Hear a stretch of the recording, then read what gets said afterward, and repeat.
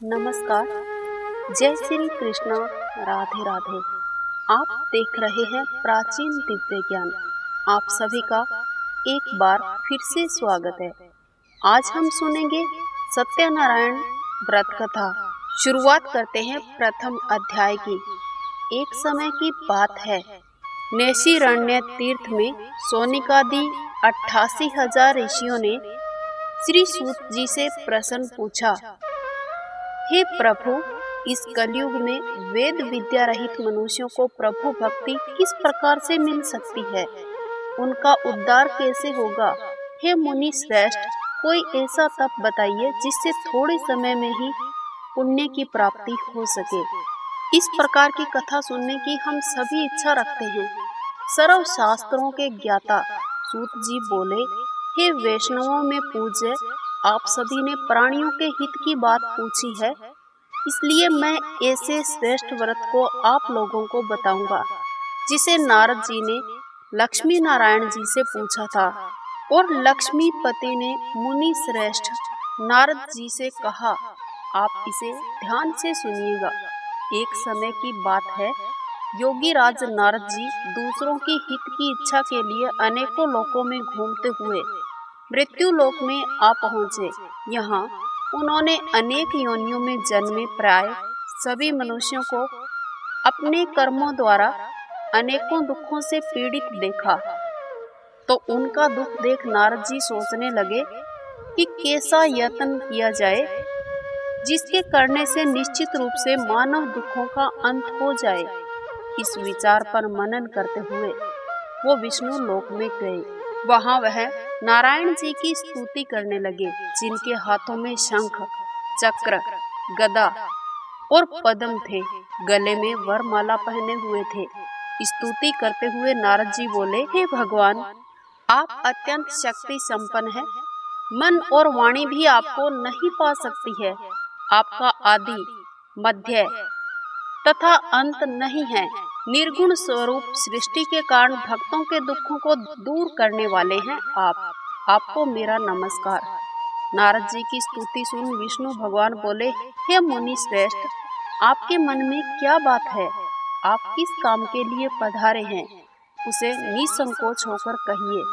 इस पर नारद जी मुनि से बोले कि मृत्यु लोक में अनेक योनियों में जन्मे मनुष्य अपने अपने कर्मों के द्वारा अनेकों दुखों से दुखी हो रहे हैं। हे नाथ, आप मुझ पर दया रखते हैं तो बताइए कि वो मनुष्य थोड़े प्रयास से ही अपने दुखों से कैसे छुटकारा पा सकते हैं। इस पर श्री हरि बोले, हे नारद, मनुष्यों की भलाई के लिए तुमने बहुत ही अच्छी बात पूछी है, जिसके करने से मनुष्य मोह माया से छूट जाता है। वो बात मैं आपको बताता हूँ, आप ध्यान से सुनिए। स्वर्ग लोक और मृत्यु लोक दोनों में एक दुर्लभ उत्तम व्रत है जो पुण्य फलदायी है। आज प्रेमवश होकर मैं तुम्हें उसको विस्तार से बताता हूँ। ये व्रत श्री सत्यनारायण भगवान जी का व्रत है। अच्छी तरह विधान पूर्वक करके मनुष्य तुरंत ही इस व्रत से सुख भोग सकता है और मरने पर मोक्ष की प्राप्ति होती है। श्री हरि के वचन सुनकर नारद जी बोले कि उस व्रत का क्या फल है, वो भी मुझे कहिए। उसका विधान क्या है, इस व्रत को किसने किया था और इस व्रत को किस दिन करना चाहिए, सभी आप विस्तार से बताइए। नारद जी की बात सुनकर श्री हरि बोले, दुख और शोक से दूर करने वाला यह सभी स्थानों पर विजय दिलाने वाला व्रत है। मानव को भक्ति और श्रद्धा के साथ श्री सत्यनारायण जी की पूजा धर्मपरायण होकर ब्राह्मणों व बंधुओं के साथ करनी चाहिए। भक्ति भाव से नैवेद्य, केले का फल, घी, दूध, गेहूं का आटा इत्यादि सवाया लेकर गेहूं के स्थान पर साठी का आटा, शक्कर तथा गुड़ लेकर वह सभी भक्षण योग्य पदार्थों को मिलाकर भगवान जी को भोग लगाएं।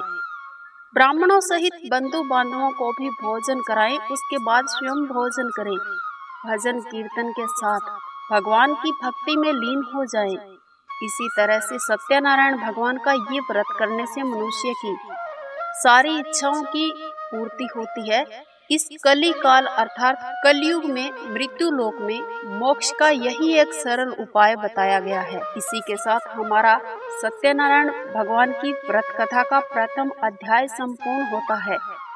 अब हम शुरू करते हैं सत्यनारायण व्रत कथा द्वितीय अध्याय। सूत जी बोले, हे ऋषियों, जिसने पहले समय में इस व्रत को किया था उसका इतिहास मैं आपको कहता हूँ, ध्यान से सुनो। सुंदर काशीपुरी नगरी में अत्यंत निर्धन एक ब्राह्मण रहता था। भूख प्यास से परेशान वो धरती पर घूमता रहता था।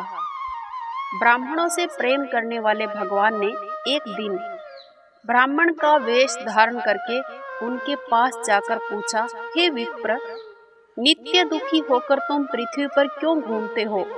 वो दीन ब्राह्मण बोला, मैं निर्धन ब्राह्मण हूँ, भिक्षा के लिए इस धरती पर घूमता हूँ। हे भगवान, यदि आप इसका कोई उपाय जानते हो तो मुझे बताइए। वृद्ध ब्राह्मण कहता है कि सत्यनारायण भगवान मन वांछित फल देने वाले हैं, इसलिए आप उनका पूजन करो। इसे करने वाले मनुष्यों को सभी दुखों से मुक्ति मिलती है। वृद्ध ब्राह्मण बनकर आए सत्यनारायण भगवान उस निर्धन ब्राह्मण को व्रत का सारा विधान बताकर अंतर्ध्यान हो गए। ब्राह्मण मन ही मन सोचने लगा कि जिस व्रत को वृद्ध ब्राह्मण करने को कहकर गया है मैं उसे जरूर करूंगा। ये निश्चय करने के बाद उसे रात में नींद नहीं आई। वो सुबह उठकर सत्यनारायण भगवान का व्रत करने का निश्चय करके भिक्षा मांगने के लिए चला गया। उस दिन निर्धन ब्राह्मण को भिक्षा में बहुत सारा धन मिला, जिससे उसने बंधु बांधवों के साथ मिलकर सत्यनारायण भगवान के व्रत को पूर्ण किया। भगवान सत्यनारायण जी का व्रत संपन्न करने के बाद निर्धन ब्राह्मण सभी दुखों से छूट गया, अनेक प्रकार के सुखों से युक्त हो गया। उसी समय से ब्राह्मण हर माह इस व्रत को करने लगा। इस तरह से सत्यनारायण भगवान के व्रत को जो मनुष्य करेगा वो सभी प्रकार के पापों से छूटकर मोक्ष को प्राप्त करेगा। जो मनुष्य इस व्रत को करेगा वो सभी दुखों से मुक्त हो जाएगा। सूत जी बोले, इस तरह से नारद जी से नारायण जी का कहा हुआ श्री सत्यनारायण का व्रत मैंने तुमसे कहा है। हे विप्रो, मैं अब और आपको क्या कहूँ? ऋषि बोले, हे मुनिवर, संसार में उस विप्र से सुनकर और किस किस ने इस व्रत को किया, ये भी बात मैं आपसे सुनना चाहता हूँ। इसके लिए हमारे मन में श्रद्धा का भाव है। सूत जी बोले, हे मुनियों, जिसने इस व्रत को किया है वो सब मैं आपको बताता हूँ, आप ध्यान से सुनो। एक समय वही विप्र धन व ऐश्वर्य के अनुसार अपने बंधु बांधवों के साथ इस व्रत को करने को तैयार हुआ। उसी समय एक लकड़ी बेचने वाला बूढ़ा आदमी आया, लकड़ियां बाहर रखकर अंदर ब्राह्मण के घर में गया। प्यास से दुखी वो लकड़हारा उनको व्रत करता देख नमस्कार किया और पूछने लगा कि ये आप क्या कर रहे हैं, इसको करने से क्या फल मिलेगा, कृपा आप मुझे भी बताइए। तो ब्राह्मण ने कहा कि सब मनोकामनाओं को पूरा करने वाला यह सत्यनारायण भगवान का व्रत है। इसकी कृपा से मेरे घर में धन आदि की कोई कमी नहीं रही। विप्र से सत्यनारायण व्रत के बारे में जानकर वो लकड़हारा बहुत प्रसन्न हुआ। फिर चरणामृत और प्रसाद लेने के बाद अपने घर गया। लकड़हारे ने मन में संकल्प किया कि आज लकड़ी बेचकर जो धन मिलेगा उसी से श्री सत्यनारायण भगवान का ये व्रत करूंगा। मन में इसी विचार को लेकर बूढ़ा आदमी सिर पर लकड़ियां रखकर नगर में बेचने गया, जहां धनी लोग ज्यादा रहते थे। उस नगर में उसे अपनी लकड़ियों का दाम पहले से 4 गुना अधिक मिलता है। बूढ़ा आदमी बहुत प्रसन्न होता है। प्रसन्नता के साथ दाम लेकर केले, शक्कर और सारी पूजन सामग्री खरीद कर लेकर आता है और फिर अपने बंधु बांधवों को बुलाकर विधि विधान से सत्यनारायण भगवान का पूजन और व्रत करता है। इस व्रत के प्रभाव से वो बूढ़ा लकड़हारा धन, पुत्र आदि से युक्त होकर संसार के समस्त सुख भोग अंत में वैकुंठ धाम चला जाता है। सत्यनारायण भगवान व्रत कथा का द्वितीय अध्याय पूरा होता है। अब हम सुनेंगे सत्यनारायण व्रत कथा का तीसरा अध्याय। सूत जी बोले, हे श्रेष्ठ मुनियों, अब आगे की कथा मैं आपको कहता हूँ। किसी समय में उल्कामुख नाम का एक बुद्धिमान राजा था। वो सत्यवक्ता और जितेंद्रिय था। प्रतिदिन देव स्थानों पर जाता, निर्धनों को धन देकर सबके कष्ट दूर करता था। उसकी पत्नी कमल के समान मुख वाली सती साध्वी थी। भद्रशिला नदी के तट पर उन दोनों ने सत्यनारायण भगवान का व्रत किया था। उसी समय एक साधु नाम का वेश्या आया। उसके पास व्यापार करने के लिए बहुत सारा धन भी था। राजा को व्रत करता देखकर वो विनय के साथ पूछने लगा, हे राजन, भक्ति भाव से पूर्ण होकर आप ये क्या कर रहे हैं? मैं आपसे सुनने की इच्छा रखता हूँ, आप मुझे भी बताइए। तब राजा बोले, हे साधु, अपने बंधु बांधवों के साथ पुत्रादि की प्राप्ति के लिए एक महाशक्तिमान श्री सत्यनारायण भगवान का व्रत व पूजन कर रहा हूँ। राजा के वचन सुनकर साधु आदर से बोला, हे राजन, मुझे इस व्रत का सारा विधान कहिए। आपके कथानुसार मैं भी इस व्रत को करूँगा। मेरे भी कोई संतान नहीं है। इस व्रत को करने से निश्चित ही मुझे संतान की प्राप्ति होगी। राजा से व्रत का सारा विधान सुनकर व्यापार से निवृत्त होकर वो अपने घर गया। उस साधु वैश्य ने अपनी पत्नी को संतान देने वाले इस व्रत का वर्णन कह सुनाया और कहा कि जब मेरी संतान होगी तब मैं इस व्रत को करूँगा। साधु ने इस तरह के वचन अपनी पत्नी लीलावती से कहे। एक दिन लीलावती सत्यनारायण भगवान की कृपा से गर्भवती हो गई।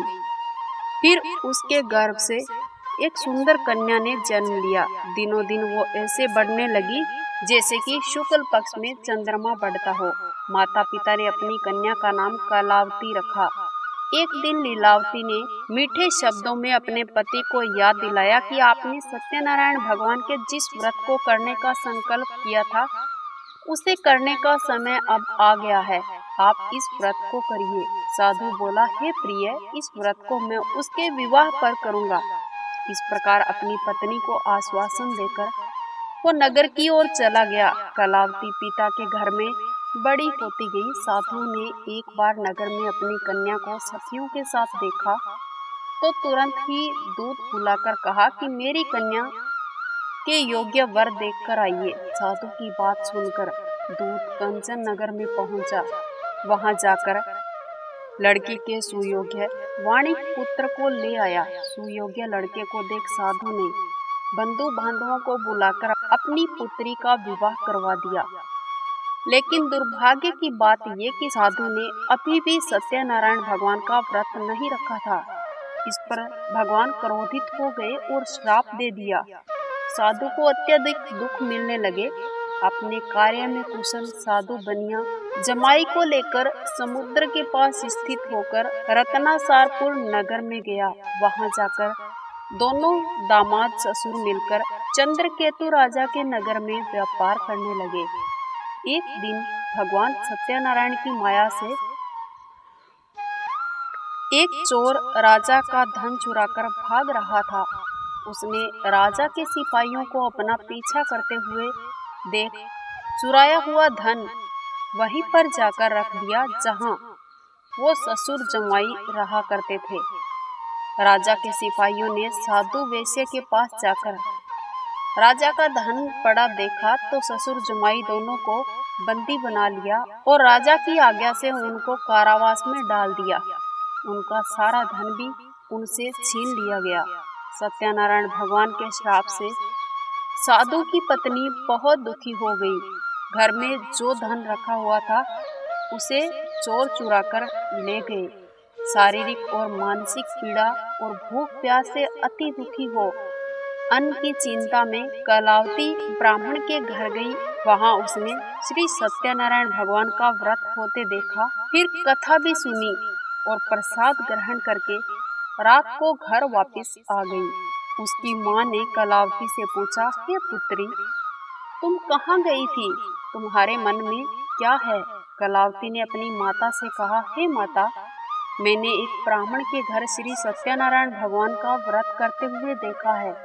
कन्या के वचन सुनकर लीलावती भगवान के पूजन की तैयारी करने लगी। लीलावती ने परिवार और बंधुओं सहित सत्यनारायण भगवान का पूजन किया और उनसे वर मांगा कि मेरे पति और जमाई शीघ्र ही घर आ जाए।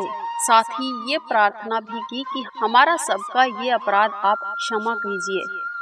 श्री सत्यनारायण भगवान इस व्रत से संतुष्ट हो गए और राजा चंद्रकेतु के सपने में दर्शन देकर कहने लगे, हे राजन, तुम उन दोनों वेश्यों को छोड़ दो और तुमने उनका जो धन लिया है वो भी वापस कर दो। अगर ऐसा नहीं किया तो मैं तुम्हारा धन, राज्य और संतान सब कुछ नष्ट कर दूंगा। राजा को ये सब कहकर श्री सत्यनारायण भगवान अंतर्ध्यान हो गए। प्रातःकाल सभा में राजा ने अपना सपना सुनाया, फिर बोले कि इनको कैद से मुक्त कर दो। कैद से मुक्त करने के बाद दोनों ने आते ही राजा को प्रणाम किया। राजा मिठी वाणी में बोले, हे महानुभाव, भाग्यवश ऐसा कठिन दुख तुम्हें प्राप्त हुआ है, लेकिन अब तुम्हें कोई भय नहीं है। जितना धन आपसे लिया गया था आपको वापस लौटाता हूँ।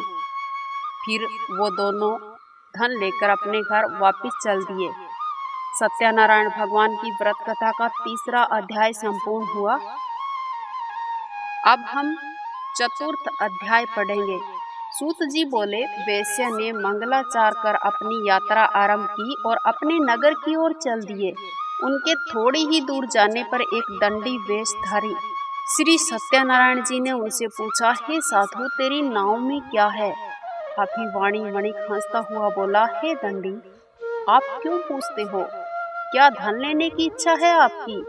मेरी नाव में तो बेल और पत्ते भरे हुए हैं। वैश्य के कठोर वचन सुनकर भगवान बोले, तुम्हारा वचन सत्य हो। दंडी ऐसे वचन कह वहां से चले गए। कुछ दूर जाकर समुद्र किनारे बैठ गए। दंडी के जाने के बाद साधु वैश्य ने नित्य क्रिया के पश्चात नाव को ऊंची उठते देख अचंभा माना और नाव में बेल पत्ते इत्यादि देख मूर्छित होकर जमीन पर जाकर गिर पड़ा। मूर्छा खुलने पर अत्यंत शोक में डूब गया। तब उसका दामाद बोला कि आप शोक ना मनाएं, ये दंडी का श्राप है, इसलिए हमें उनकी शरण में जाना चाहिए, तभी हमारी मनोकामना पूरी होगी। दामाद जी की बात सुनकर वे दंडी के पास पहुंचे तो अत्यंत भक्ति भाव से नमस्कार करके बोला, मैंने आपसे जो असत्य वचन कहे थे उनके लिए मैं क्षमा मांगता हूँ। ऐसा कहकर महान शोकातुर हो रोने लगा। तब दंडी भगवान बोले, हे वणिक पुत्र, मेरी आज्ञा से बार बार तुम्हें दुख प्राप्त हुआ है, तू मेरी पूजा से विमुख हुआ। साधु बोला, हे भगवान, आपकी माया से ब्रह्मा आदि देवता भी आपके रूप को नहीं जानते, तब मैं अज्ञानी भला आपको कैसे जान सकता हूँ? आप प्रसन्न होइए। अब मैं सामर्थ्य के अनुसार आपकी पूजा करूंगा। मेरी रक्षा करो और पहले के समान नौका में धन भर दीजिए। साधु वैश्य के भक्ति भाव पूर्वक वचन सुनकर भगवान प्रसन्न हो गए और फिर उनको वरदान देकर अंतर्ध्यान हो गए। ससुर जमाई जब नाव के पास आए तो नाव धन से भरी हुई थी।